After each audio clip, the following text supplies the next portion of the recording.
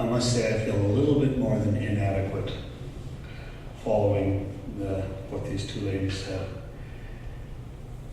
Artists have long been involved in society for centuries, for a long time, in supporting, sometimes leading, but often supporting societal change and bringing to the forefront things that need to be brought to society in the sense of awareness and also in the sense of directly helping out. So the question, of course, is we're here to some degree because of the issue, but also because of the opera we're going to do at the school this fall. So why The Rape of Lucretia? The title, of course, is pretty clear. It's a very ancient story. When we were discussing repertoire for the opera season at the university about a year ago, it was brought to our attention that this was the 100th anniversary of Benjamin Britten's birth, so we'd like to do some operas about him. And of course he did some comedies, although not very many. He was certainly a person of cause. And someone suggested, why not The Rape of Lucretia? And I said, well, it'd be okay if we did that opera, but only if we make a social statement. And the why comes from me, particularly because I've done several operas like this, including I've done the role of the infamous gentleman, Tarquinius. Gentleman is probably the wrong way to describe him, that guy. In The Rape of Lucretia, it was very, very difficult to do. I've also done Of Mice and Men by Carlisle Floyd, which is based on the famous story, and I did the role of George, who prevents the abuse of his friend and his charge, Lenny, by taking his life.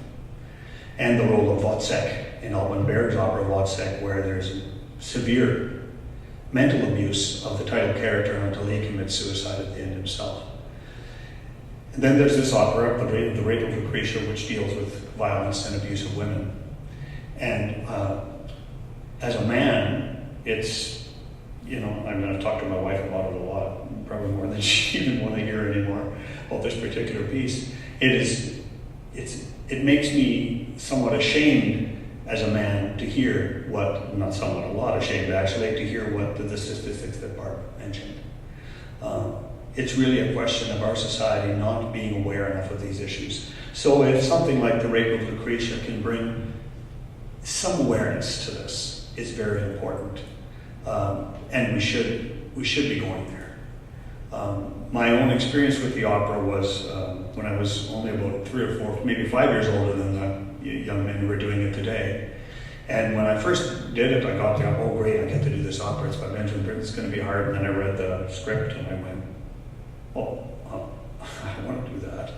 Of course we don't really show it, but everything but the last bit of it. And then for the same reason, I thought, I didn't realize that this was bad, or that it was this level of difficulty in our society. And I didn't know then what I heard today.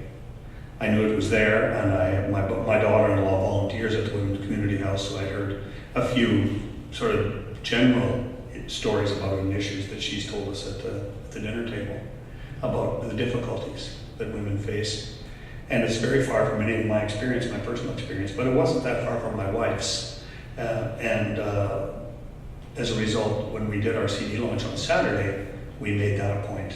The point of the launch, and also the proceeds have been passed along already to Women's Community House. And while those things are all small, it's about people being aware and knowing about it. So I'd like to tell you a little bit about the opera. You know the names there in the program of the people who are going to perform, so I won't introduce them again. This opera, The Rape of Lucretia, or Opus 37 by Benjamin Britten, was first performed in England at the Glyndebourne Festival in 1946. It debuted in the United States on Broadway at the Ziegfeld Theater. That was really surprising when I read that today, in a production staged by Agnes de Mille on the 29th of December 1948, and they did 23 performances. So that's really something. This is not an easy opera to watch. It does not leave you with any doubt about what happened and why and how. There's much comment. The point of the opera by Benjamin Britten was for him to make a statement against violence against women. And when you think of when this was done, it was when we were still trying to pretend those things really didn't occur. We still pretend there's too much, clearly, which is, to me, a tremendous tragedy. It's been done quite a few times since. This last year it's been done quite often because it's the 100th anniversary of Benjamin Britten's birth, which is wonderful. I'd like to read you the program notes, which one of my students wrote.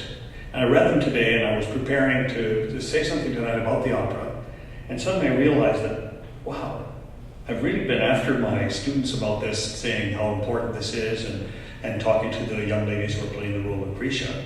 Because in the opera, of course, the event occurs, and her husband is a very nice guy, but isn't very helpful. He doesn't really know what to do. And at the end, out of shame for being a victim, which we've of course heard enough in the news in the last couple of years, even here in Canada, she takes her own life. And she's done nothing. So it's very sad. Anyway, I'd like to read these program notes. And it gives you an idea. This is what will be in the program for the opera. And I'm so very, very proud of the university for putting it in like this and making a real social statement. As you take your seats tonight and prepare to shed your disbelief and enter gently into this theatrical world, be aware that there will be no gentility. While you will experience musically and emotionally beautiful moments, this is not a seduction, but a brutal physical assault, just as the title and the text suggest. The rape of Lucretia has been an enduring subject for visual artists as well as a rich literary source for St. Augustine, Chaucer, Dante, Shakespeare, and André Aubé, the prime source and the librettist of this opera. Historically, the actual rape of Lucretia in 509 BC was exploited politically by men as justification for rebelling against a corrupt monarchy and establishing the Roman Republic. The parallel for Britain in 1946 was the rejection of the social status quo, don't ask, don't tell. This was to promote a more openly and accepting, tolerant society for issues of sexual identity. Britain demonstrates a remarkable ability to empathize with his female subject, presenting the full brutality of a woman's experience of rape, as well as the ensuing feelings of isolation and vilification. Unlike many of Britain's male protagonists, Lucretia is portrayed as a paragon of virtue and an exceptionally moral person. Her fall can thus be seen as a tragedy in a classic sense. It is more difficult to see heroic aspects in some of Britain's most famous male opera characters, including Grimes, Squint, and even Billy Budd. But as they sometimes present with admirable personal qualities that can make their fall appear tragic, or say even as they present. In the opera's prologue, Britten plunges us immediately into the heart of the narrative through use of the Greek choruses. I noticed under program it says female chorus member and male chorus member. Actually, there's a female chorus, one person, and a male chorus, one person. In the Greek sense of the persons on the side of the stage who comment morally or otherwise on what is and what will be occurring. The chorus is a connecting element throughout the opera, presenting context, detail, and moral comment, such as time treads upon the hands of women. The opening scene of the opera is in a war encampment, the work of men, where soldiers drink to excess and engage in ribald humor, leading to the conflict, which propels us into the main theme of the drama. We are faced with the conceit of men that Lucretia's constancy and likewise the betrayal of the otherwise is a reflection upon their husband's character, is not a reflection of their husband's character, rather than a reflection on the state of their relationships. Scene 2 takes us to the domestic scene of the women at work, spinning and supporting the men at war. They reflect soberly on their feelings of isolation and loneliness. These contrasts foreshadow the destruction of virtue and beauty, spirit, Lucretia, defiled by fate, Tarquinius. Many of the questions which the opera presents will not be answered here today, nor can they be. They are for all of us to answer individually, as a community, and as humanity. How can a young girl today experience rape and then be bullied by her peers to the point of suicide? Why are authorities only moved to action when the collective outrage is loudly articulated? Further from home, rape remains a frequently used weapon, both in the home and in the theater of war. In some more traditional societies, rape is still illegal, while society misogyny sometimes even leads to the prosecution of the victim. Do we have the capacity or inclination to be more tolerant, more progressive? Britain asks the question, and only we can answer it. Our scene that I'd like to have students to present at this point is the difficult scene in the opera. There's the male chorus, Scott Rumble, the female chorus, Lisa Mulgrew. They'll be on either side of the stage making some moral comment as we go. The Lucretia is Madison Arsenault, looking right at her, I can't think of her name. Madison Arsenault, and the Tarquinius is Evan Corbett. This is the scene. I'll give you the setting because we're not going to act it. We're just going to sing it, thank you. And he comes into the room.